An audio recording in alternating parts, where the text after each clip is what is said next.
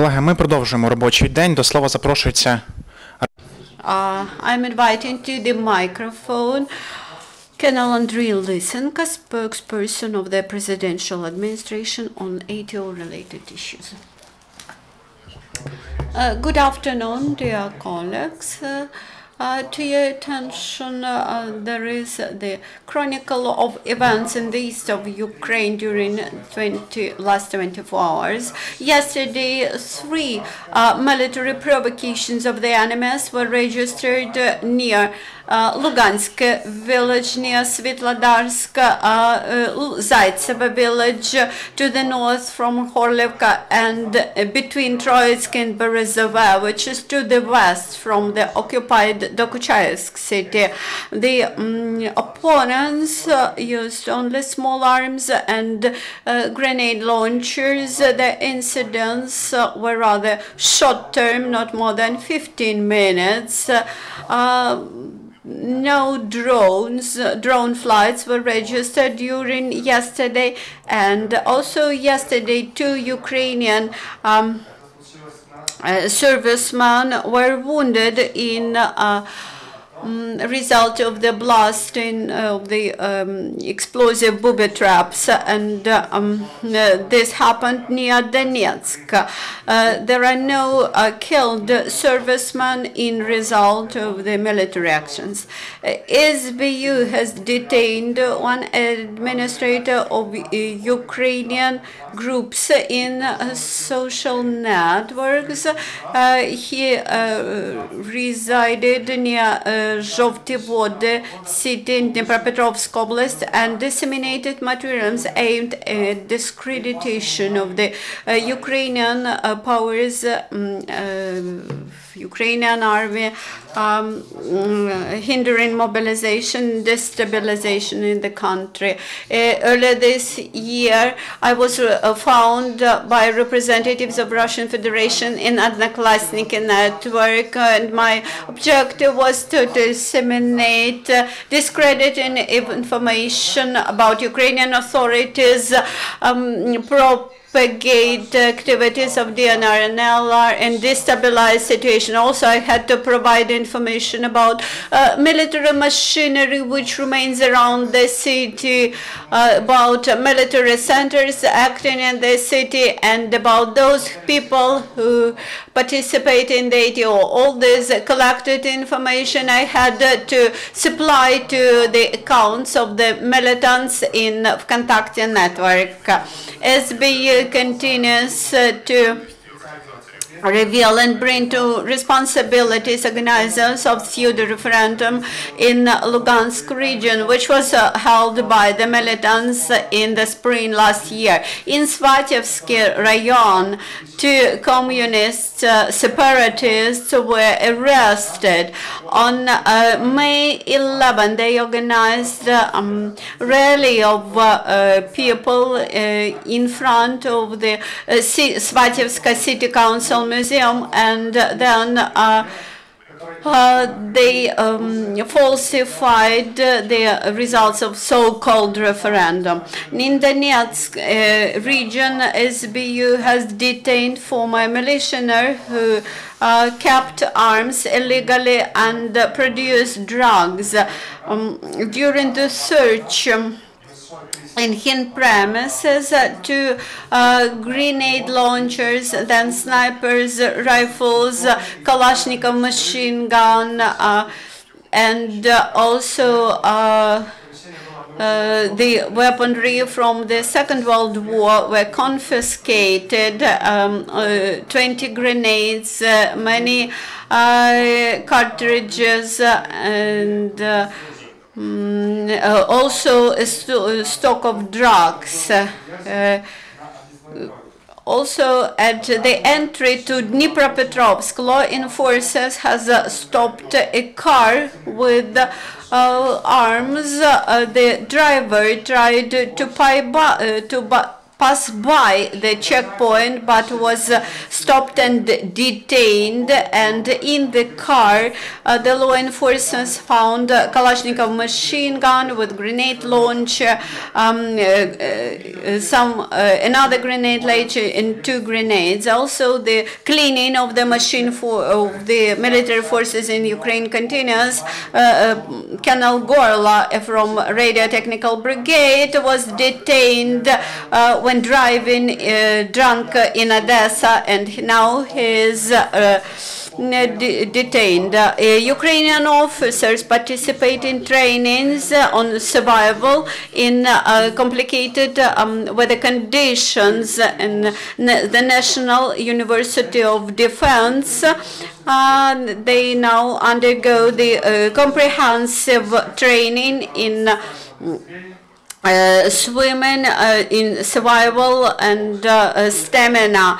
Also, they are trained in various difficult conditions when they have rescue people in water, when they have to cross marshes, when they have to cross forests. And this course is intended for the trainees of the operative and tactical level. That is, these commanders should then transfer these skills to their lower officers. Also, the rotation of Ukrainian servicemen continues these days. They returned back after half a year of their service. They were replaced by another 100 of the border guards, which the day before went to the front line.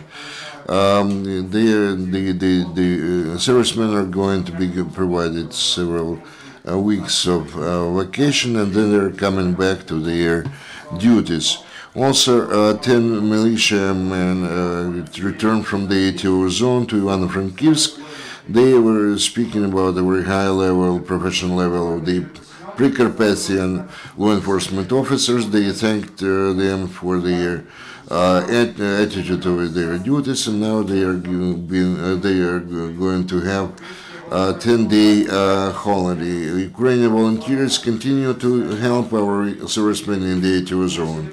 The Marines received the armored infantry vehicle, repaired at the cost of the money which have been collected by the parents of the Mykolaiv school children and volunteers. Also, the mechanical engineers of Mykolaiv seaport were involved in this action. The idea to collect the money for this purpose belongs to a schoolboy Vlad Levitsky, who actually, following the example of his father volunteer, collected and gave away all his money which he collected to be used by the armed forces of Ukraine. Now we have the time for questions.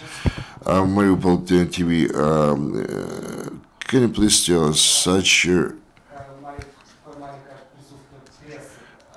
short information about the ATO in your briefing? That means that the authorities and the people are kind of are distancing themselves from this ATO. Your answer to that? I can tell you just one thing, that the mass media already use more advanced technologies. In other words, they take the time on the air, the speeches. They can take this from online at any time in the nook of the planet, and that's why we can see too many people here. We use the most advanced technologies. We use whatever is possible to use, so that our journalists, without leaving their workstations, not to come here for 2-hour briefings, and give them a chance to get this information, as what we call the